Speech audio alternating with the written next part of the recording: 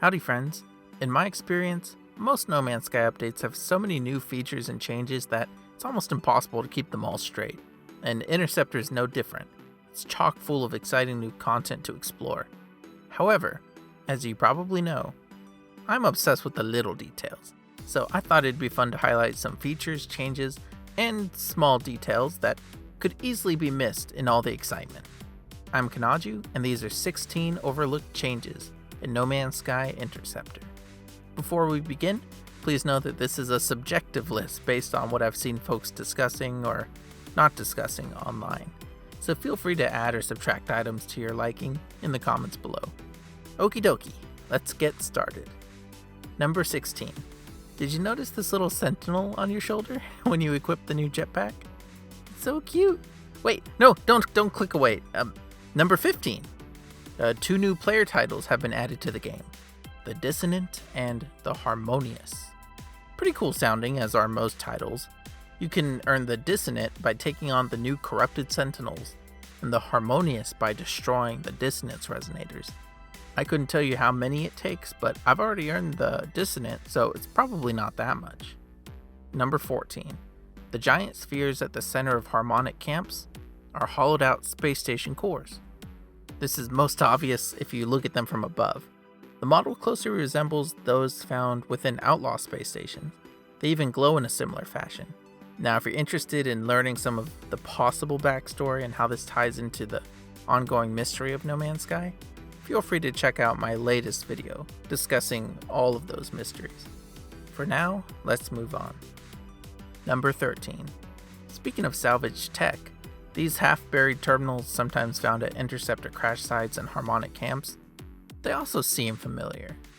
Now, where have I seen a hexagonal prism-like structure with a strange eye-like design on top before? Oh yeah, bursting out of the bottom of Corrupted Sentinels. Now, I have no idea what this means, but I think the most likely answer is that they're scavenged from giant Corrupted Sentinels. Of course, the second most likely is that Hello Games combined the eye model from Corrupted Sentinels with a terminal model from crashed freighters, but that's just speculation on my part. Either way, I wonder if it means anything lore-wise. Number 12. Personal records in the Wonders catalog.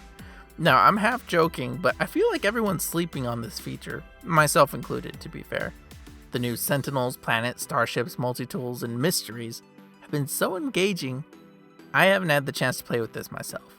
But think about it, after 6 years, you can finally catalog your favorite discoveries from across the universe, all in one place. The funkiest creatures, the prettiest planets, or just something with personal significance, like your first discovery or something. Explorers, rejoice. Number 11. A bullet point near the bottom of the Interceptor patch notes reads, fixed an issue that caused randomized options, such as player customizations or multi-tool appearance, to remain fixed for some players when starting a new expedition. Now you might be thinking, Kanaju, did you just pick this so you could have 16 items on your list? And well, no, that's not the only reason. I mention this not only because it'll be cool to finally play as someone other than this same Viking, but also because it almost confirms another expedition is in the works, possibly even coming soon. After all, why include a note about beginning a new expedition in an update that doesn't have one yet? Considering Sean mentioned an evolving story and the patch notes highlight both a cowl and a cape that weren't accessible at the update's launch, seems like there might still be plenty of new content to come before our next title update, but I really don't know. Number 10. Did you know that the Harmonic scrap found in the new camps can sometimes contain storage augmentations or tainted metal? In addition to nanites, raw materials, and other random loot, of course. While this probably isn't a surprise to anyone who's looted a bunch of these camps, I think the inclusion of tainted metal is a cool way to tie these camps back to the scrap dealers found in space stations. Plus, it gives folks who don't enjoy derelict freighters another way to pay the scrap dealer. Nice. Number 9. Nolo Potter pointed out in his video that the purple crystals on the new Corrupted Sentinels are very reminiscent of horns, just like the purple demon emoji Sean used to tease the update. Now, my friend Walker may have also noticed that, or I did, but that was weeks ago and I can't remember. Where was I? Oh yeah, number 8. Another hidden gem from the patch notes reads, an option has been added for VR players to change the behavior of the flight stick, so that the yaw roll axes are switched, and moving the virtual stick to the left or the right will roll the ship rather than turn it. In other words, you can now roll your ship with the joystick in VR. This is more akin to how one would expect an airplane to steer, and I'm pretty sure a lot of VR players will prefer this new control setup. I'll certainly give it a try when I can. Number 7. Speaking of Starship handling, you may have noticed that when you first take off in your new Interceptor, that it just sort of sits there instead of jetting off like you would expect. That's no accident, and it's not a bug. Sentinel Interceptors are the first and only Starship class capable of hovering in place above a planet's surface. Well, I mean, almost in place. You move like an inch an hour, but essentially in place. They also have their own exclusive weapons and tech, much like living ships, but unlike living ships, they're still compatible with regular Starship upgrades, which is a pretty unique mix of features. Number 6. This one's pretty well known, but in case you haven't encountered it yet, anomalous gravity storms have replaced superheated rainstorms on corrupted lush planets.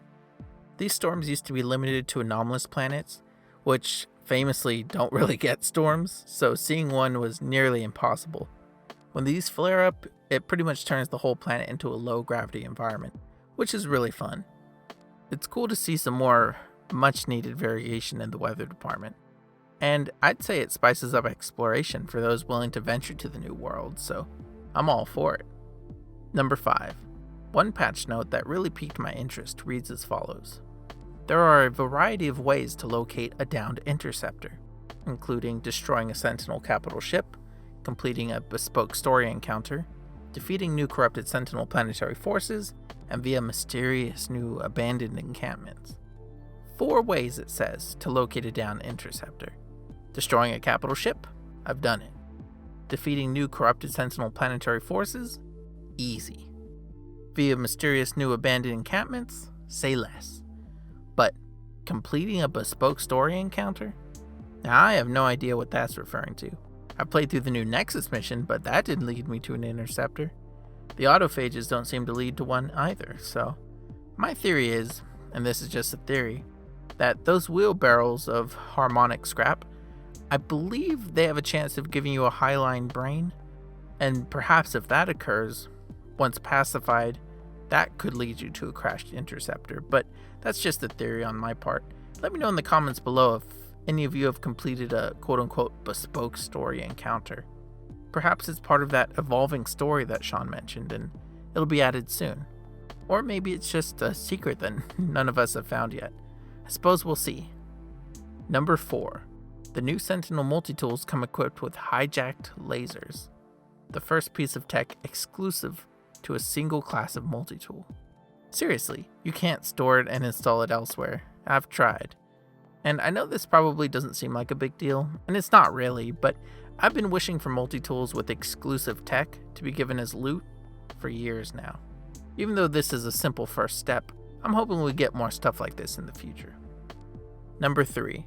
While we're looking at multi-tools, I noticed an odd new feature seems to have appeared without any mention in the patch notes. When reloading, you can sometimes see your multi-tool ejecting the magazine. I've noticed this on both alien and experimental multi-tools, though it's been difficult to test as my multi-tools keep turning into this dimensional lens when I switch them. Considering some procedural multi-tool designs don't really feature any removable magazines in their designs, I wonder if this feature was tested, scrapped, and then accidentally left in the game prior to this release.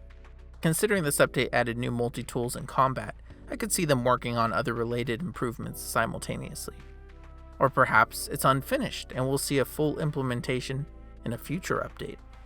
I for one think it'd be kinda awesome in VR to be able to remove and replace magazines, but maybe it's more tedious than it sounds if you'd have to reach into your backpack each time. But hey, what do you think this is? Number 2. This one's an easy one to miss. Since Interceptor released, a new interaction has been added to space station cores. However, it's only available in Korvax stations. Feeding Atlantideum to the core will cause it to spit out some binary.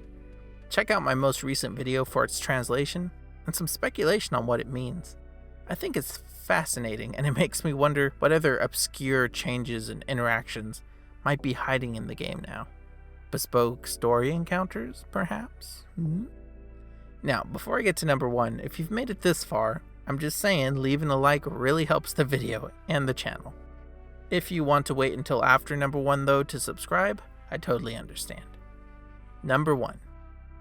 You know those generic error screens that seem to permeate old tech across the universe? Well, I never pay much attention to them since their characters are gibberish. However, if you look closer, you'll realize that the error screens aren't reading gibberish anymore. The old symbols have been replaced with letters from the in-game alphabet, the same alphabet used on posters and expedition badges. It now reads VOID, Void. I'll leave it to you in the comments to decide whether this is just a visual change or a clue to something bigger. And with that, my list of 16 possibly overlooked features and details is complete. What did you think? Did I highlight anything that you had missed, or was all of this very obvious? Is there something obscure that maybe I missed? Let me know in the comments below, and don't forget to leave a like if you enjoyed the video. If deep dives into No Man's Sky and other atmospheric games are something you're interested in, subscribing is free as always. I promise to never spam your subscription feed. Thanks everyone for watching and for your support. I'll see you in the next video. Bye!